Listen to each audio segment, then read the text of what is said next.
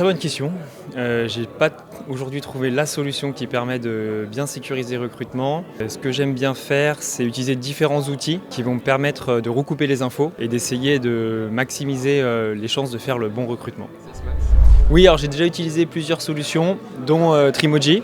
Ça me permet d'avoir des tests soit métier, soit personnalité, qui permettent de recouper avec les infos qu'on a en entretien, essayer de voir si le feeling qu'on a eu en entretien se confirme avec les tests ou non.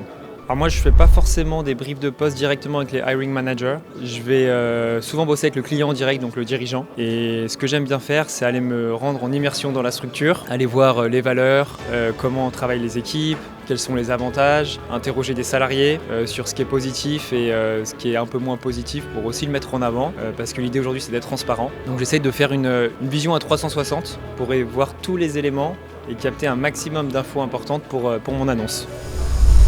Très bonne question aussi.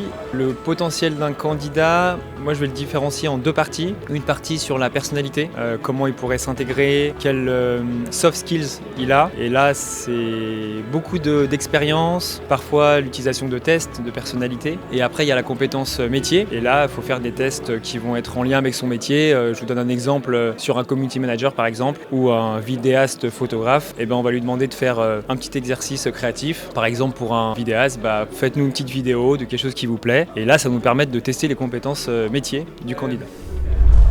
Ça rejoint un petit peu la question d'avant. Je pense que c'est assez important. Ça doit représenter 50 à 60%. Cette stat, je viens clairement de l'inventer parce que je suis face à la caméra et qu'il faut de l'info fiable. Mais aujourd'hui, c'est compliqué de recruter que sur la compétence métier parce que finalement, le candidat va aussi rechercher un projet. Il va rechercher une entreprise dans laquelle il peut s'intégrer sur du long terme. Et il y a besoin de vérifier la compatibilité entre le candidat et l'entreprise. Et les soft skills, justement, aident beaucoup pour faire ce matching entre les deux.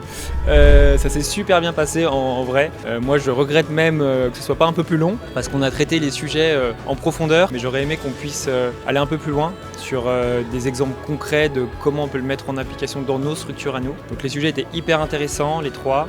Ce qui était hyper positif, c'est qu'on a pu tous voter ce matin sur quel sujet on va choisir. Donc les sujets les plus revenus ont été présentés ce matin. Et on a eu des experts qui étaient là et les gens qui intervenaient et les gens qui participaient étaient des experts métiers. Donc c'était vraiment intéressant d'avoir les pratiques des confrères du secteur. Donc très intéressant d'échanger là-dessus.